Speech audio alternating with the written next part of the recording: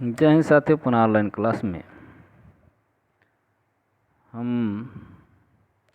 फरवरी मास यानी समसामयिक घटना है। ये है 25 से 31 अक्टूबर। चूँकि 1 अक्टूबर पर हम एक वीडियो कई भागों में बना चुके हैं, तो अब इसमें चल रहा था। कल हम लोग देखे थे अंतर्राष्ट्रीय में हम लोग देख चुके थे यहाँ तक कि किस देश ने 7 देशों के नागरिकों को मुक्त वीज़ा पर पर्यटक वीज़ा देने की मंजूरी प्रदान की है। तो अक्टूबर 2023 में श्रीलंका। यहाँ से प्रारंभ करेंगे। इनमें से कौन कौन से देश शामिल हैं ये दिया है। तो इसमें भारत, चीन, रूस, थाईलैंड, मलेशिया, इंडोनेशिया और जापान शामिल हैं। इनको मुफ्त वीज़ा दिया गया है। किन द्वीप समूह में प्रवासी भारतीयों द्वारा रामलीला के प्रदर्शन की परंपरा निभाई जाती है। तो अक्टूबर 2023 में त्रिनिदाद और टोबैगो में, जो कैरिबियाई देश हैं यानी वेस्ट इंडीज़,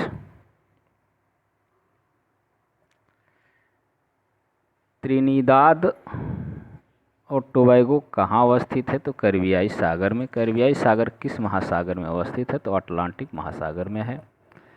प्रवासी परिचय या डायस्पोर सप्ताह का आयोजन कहाँ किया गया? तो 31 अक्टूबर से 6 नवंबर 2023 रियाद, सऊदी अरब में।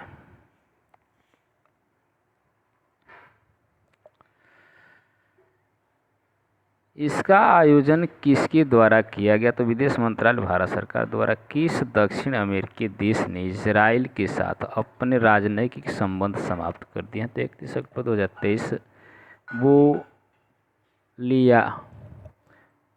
बोलीविया। आगे है, उत्तर पूर्व भारत महोत्सव के तीसरे संस्करण का आयोजन कहाँ किया गया? तो 27 से 29 अक्टूबर 2023 हो ची मिन्ह सिटी, वियतनाम में। इस महोत्सव में भारत का प्रतिनिधित्व किसने किया? तो डॉक्टर राजकुमार रंजन सिंह केंद्रीय विदेश राज्य मंत्री हैं।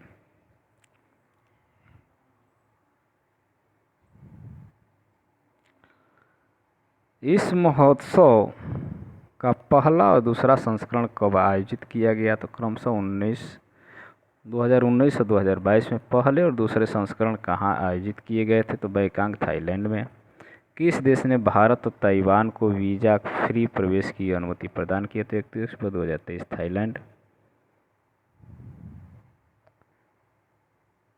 यह कब तक प्रवासी रहेगा? तो 10 नवंबर 2023 से 10 मई 2024 तक। किस देश की एक अदालत ने भारतीय नौसेना के 8 पूर्व कर्मियों को मृत्युदंड की सज़ा सुनाई है? तो कतर ने 26 अक्टूबर 2023 को सुनाया था। कतर की राजधानी का क्या नाम है? तो दोहा है।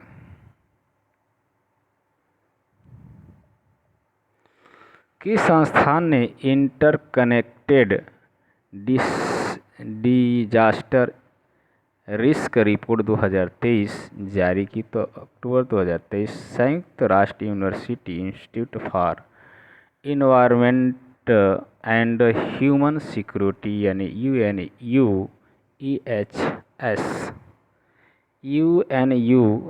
UNUEHS की स्थापना कब की गई? तो 2003 में की गई।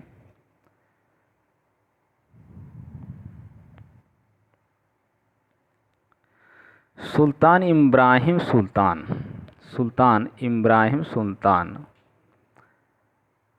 इस्कंदर को किस देश का नया राजा नियुक्त किया गया है? तो अक्टूबर 2023 मलेशिया।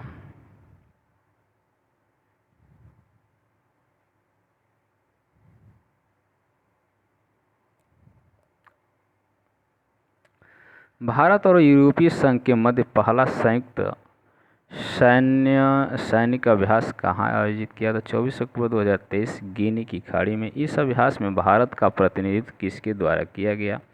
तो INS सुमेधा। इस अभ्यास में यूरोपीय संघ EU की तरफ से किन किन देशों ने हिस्सा लिया? तो इटली, फ्रांस और स्पेन। अब यहाँ से आर्थिक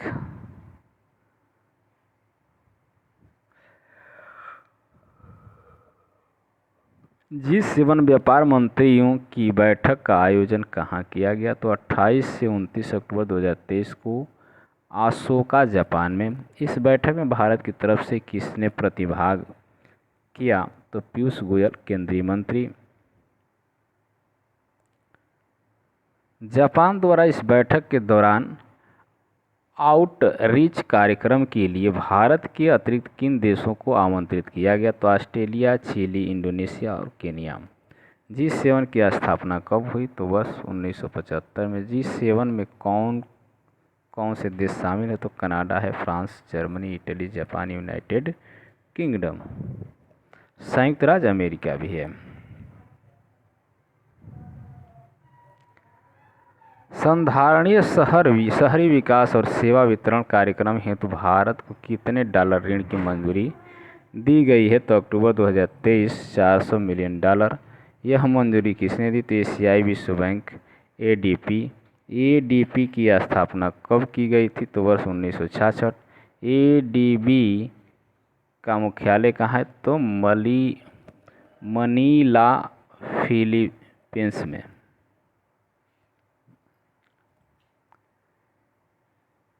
ADB के कुल कितने सदस्य राष्ट्र हैं? तो 68 है। किस संस्थान ने इंटरनेशनल माइग्रेशन आउटलुक 2023 जारी किया है?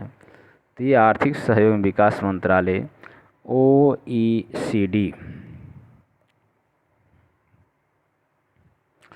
यह रिपोर्ट किससे संबंधी है? तो प्रवासन यानी माइग्रेशन। OECD देशों में अप्रवासियों का श्रम बाजार में समावेश।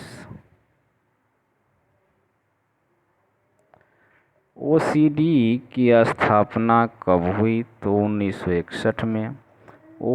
OECD में कुल कितने सदस्य हैं? तो 38 हैं।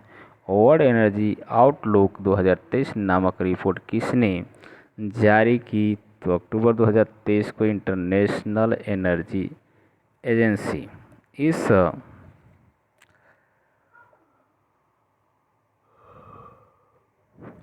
रिपोर्ट के अनुसार वैश्विक ऊर्जा आपूर्ति जीवाश्म ईंधन की हिस्सेदारी 2030 तक लगभग 80% घटाकर कितने प्रतिशत 80% से घटकर कितने प्रतिशत होने का अनुमान है? तो 73%।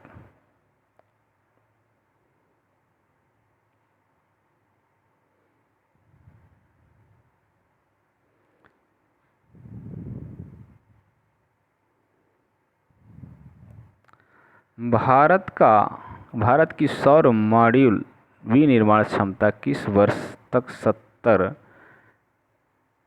GW प्रति वर्ष से अधिक हो जाएगी? तो 2027 तक।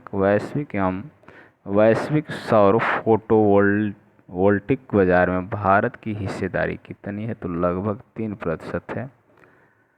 विश्व की कितने देशों में सौर मॉड्यूल विनिर्माण की वैश्विक क्षमता 90% से अधिक है? तो ये 5 देश हैं, जिसमें है चीन है, वियतनाम है, भारत है, मलेशिया और थाईलैंड है। विश्व विनिर्माण क्षमता में चीन कितना हिस्सेदारी रखता है? तो लगभग 80% रखता है। वित्त वर्ष 2021-22 में भारत ने कितने मूल्य का सौर फोटोवोल्टिक मॉड्यूल का आयात किया था? तो $3.4 बिलियन। क्या भारत इस संगठन का सदस्य नहीं है? IEA के कुल कितने सदस्य हैं? तो 31 हैं। रबी सीजन 2023-24 के लिए उर्वरकों पर कितने रुपये की सब्सिडी का अनुमान लगाया गया है? तो 25 अक्टूबर 2023 लगभग ये है 22,303 करोड़ रुपये। नाइट्रोजन के लिए कितनी सब्सिडी प्रति किग्रा निर्धारित की है? तो 47.2 रुपये। फास्फोरस के लिए कितनी सब्सिडी प्रति किग्रा निर्धारित की है? तो 20.82 रुपये।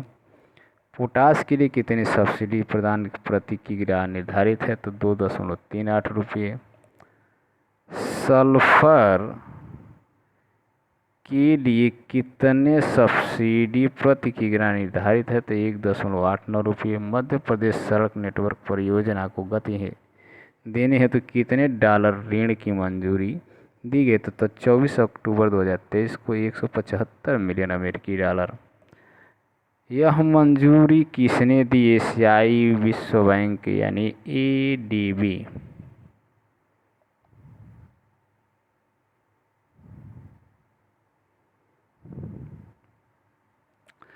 किसने डार्क पैटर्न वस्टर हैकाथॉन 2023 का शुभारंभ किया? 26 अक्टूबर 2023 को किया गया। उपभोक्ता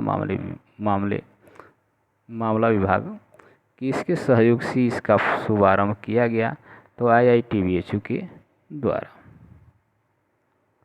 वर्ष 2023-24 की प्रमुख खरीफ फसलों के उत्पादन में प्रथम अग्रणी अनुमान किसके द्वारा जारी किए गए? तो अक्टूबर 2023 को कृषि और किसान कल्याण मंत्रालय द्वारा। कुल खाद्यान्न उत्पादन है 1,485.69 लाख मीट्रिक टन। अब इसमें खाद्यान्न में ये है चावल है 1,063.13 लाख मीट्रिक टन। मक्का है 224.82 लाख मीट्रिक टन।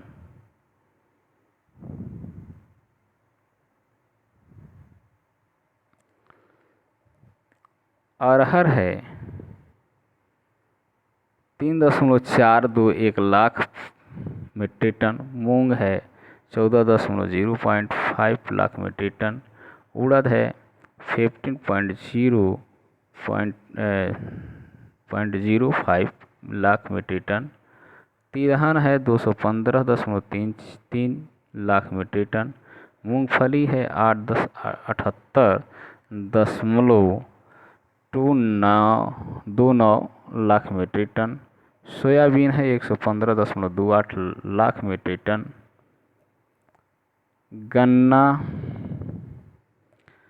गन्ना का उत्पादन है 4,347.93 लाख मीट्रिक टन। कपास है 316.5 लाख गांठें यानी प्रत्येक 170 किग्रा।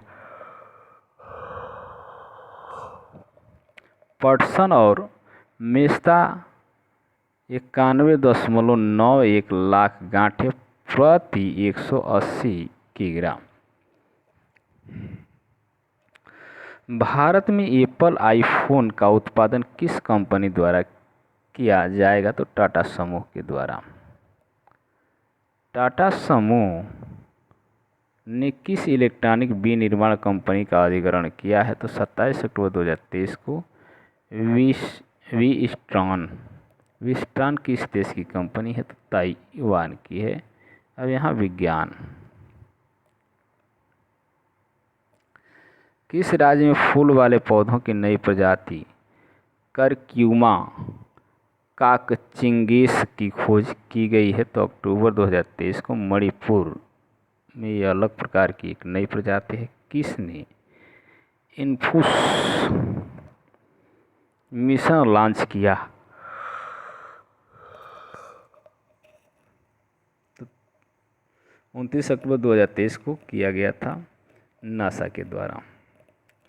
इन्फूस यानी INFUSE का पूरा नाम क्या है? तो इंटीग्रल फील्ड्स अल्ट्रावायलेट स्पेक्ट्रोस्कोपिंग एक्सपेरिमेंट। इस मिशन का लक्ष्य क्या है? तो सिग्नल लूप है कि एक हिस्से से स्पेक्ट्रोस्कोपिक यानी वर्णक्रमदर्शी तस्वीर लेना। यहाँ सिग्नस लूप क्या है? तो सिग्नस लूप क्या है? तो सिग्नस लूप है सूर्य से 20 गुना बड़े एक तारे की अवशेषों का समूह। किस देश ने यात्री ले जाने वाली फ्लाइंग टैक्सी को मंजूरी दी है? तो अक्टूबर 2023 को मंजूरी दी थी चीन ने। यह लगभग कितनी गति से उड़ सकती है? तो 130 किलोमीटर प्रति घंटे। तो ये कितनी दूर तक उड़ सकती है? तो लगभग 30 किलोमीटर। गोरी मिसाइल का सफल परीक्षण किसने किया है? तो अक्टूबर 2023 को किया था पाकिस्तान ने। किसने हल्के इलेक्ट्रॉनिक वाहन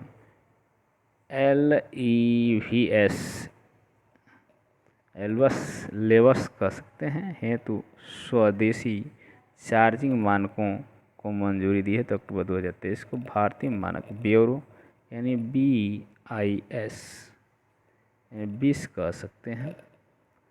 इन मानकों को किस नाम से जाना जाता है? तो IS 17017 पार्ट 21 सेक्शन 7 2023। तो आज के लिए बस इतना ही। पुनः अगले वीडियो में इसके आगे के प्रश्नों को लेकर के उपस्थित होंगे। जो भी करंट अफेयर आपको मिलेंगे 5 दिन में ख़त्म हो जाएंगे। 10 पृष्ठ का है। तब तक के लिए धन्यवाद। वीडियो को लाइक शेयर एवं चैनल को सब्सक्राइब कर लें।